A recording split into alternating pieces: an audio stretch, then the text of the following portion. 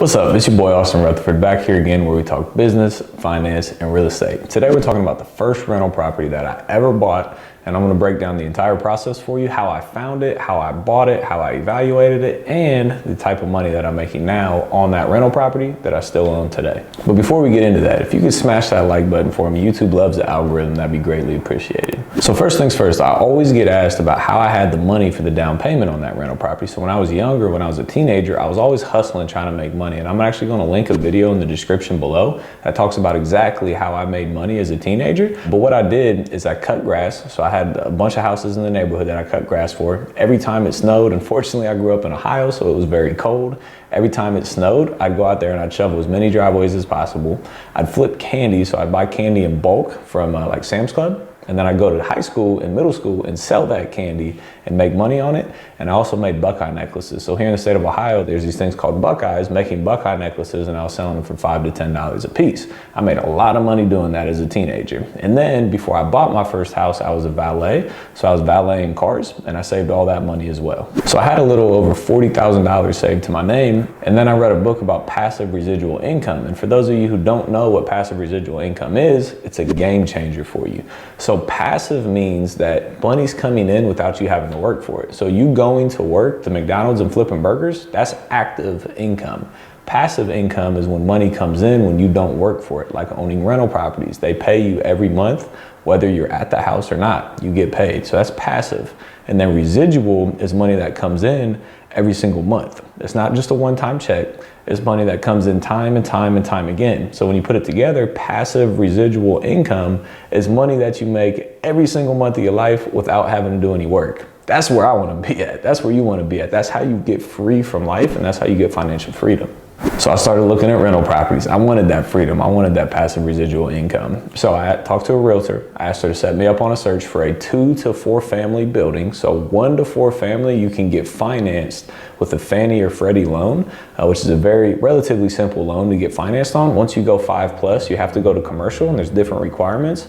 But a 1 to 4 family building, you can get financed relatively easily. So I wanted a 2 to 4 family building because I figured the more units I had, the more money that I could make. So my realtor started sending me deals. Now I had the luxury of trying to figure out how I knew if the deal was a good deal or not. So what did I do? I bought some courses, I read some books, I jumped on YouTube, I went to real estate meetups. I looked at as many things as possible so I could understand what determined a good deal. What if the mortgage was, $1,200 a month and my income was $1,200 a month? Net zero breaking even, is that a good deal?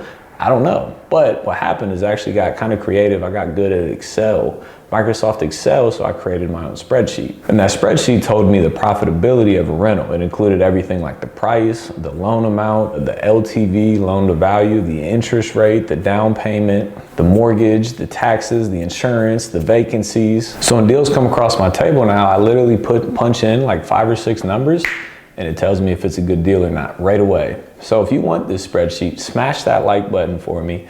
Comment below, put some like flexing emojis or something down there. If this video blows up, I'll create another video where I go through exactly using that spreadsheet and I'll make that spreadsheet available to you. So at the time, my goal was to make profit of $1,000 a month, which I know is a very high goal, especially at a young age. I bought my first house when I was 20 years old, but I wanted to make a lot of money. That was my goal going into it. Didn't know if that was a good goal or not, but it actually ended up working. So I actually ended up making about $1,000 a month on the first property that I bought, which we'll get into the numbers here in a second. But with that high of a goal, none of the deals made sense. So I was looking through a bunch of deals and I just couldn't find anything.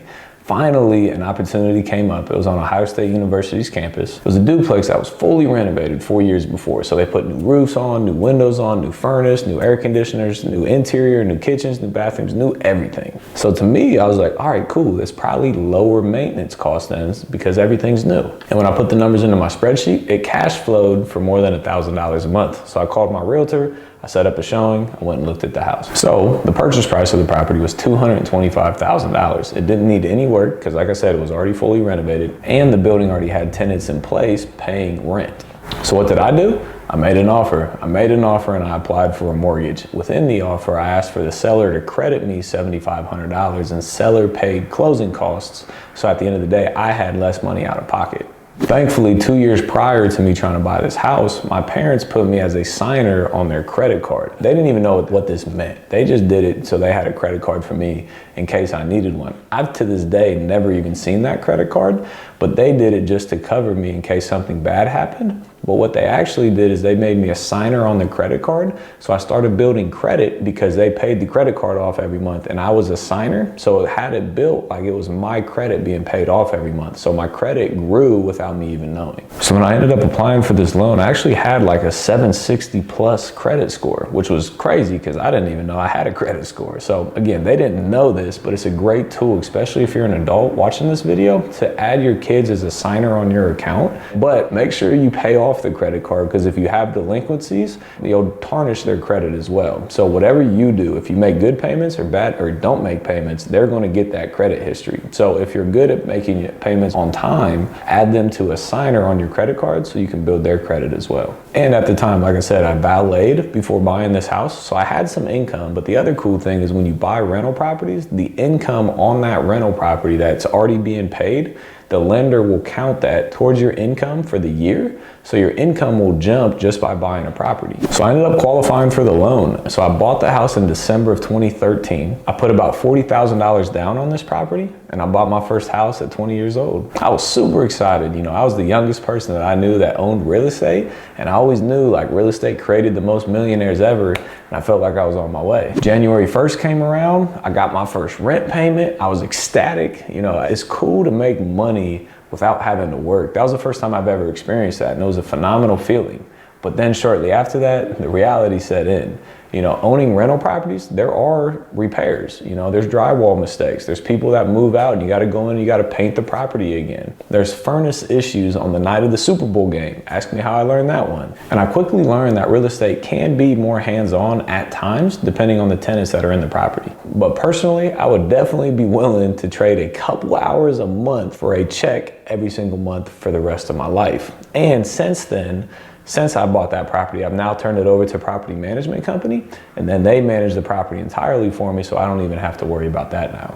And now my mortgage payment on that property is about $1,600 a month. That's principal, interest, taxes, and insurance, so it's about $1,600 a month, and I'm bringing in $2,700 a month. Each side's rented for $1,350, so I'm bringing in $2,700 a month, so it's about $1,100 margin. I gotta pay my property management company, I gotta pay repairs and vacancies, etc.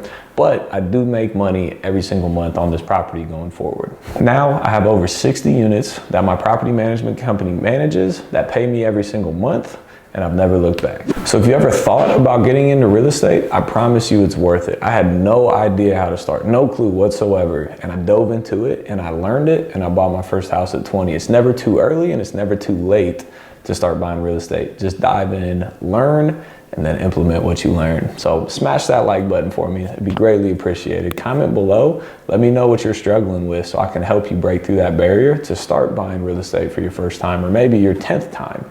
And also make sure you hit that subscription button and notification bell so you can get all the content going forward. As always, appreciate you being here. We'll see you on the next one. Peace. What's up, everyone? It's Austin Rutherford here, and I just personally want to say thank you for taking the time to watch my YouTube channel where we talk business, finance, real estate, and how to elevate your life. On this channel, you'll find everything from mindset to marketing to wholesaling to sales and negotiation to flipping houses to raising private money to rentals to Airbnbs.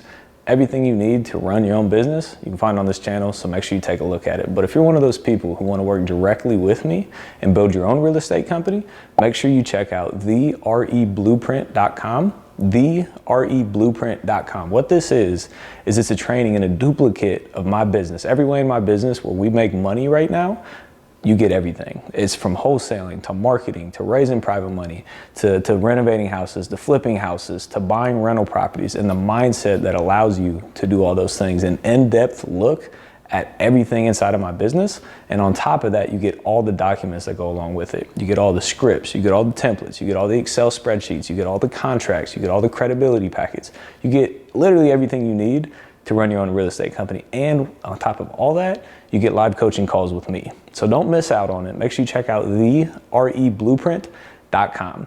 And again, if you have any suggestions on YouTube content, YouTube videos that you want to hear more about, make sure you drop a comment in the description below. If you have something, let me know so we can get that content out to you as quickly as possible. Again, as always, thank you so much for being here. I appreciate all the likes, the comments, the subscriptions, everything. Hope to see you on the next video. Peace.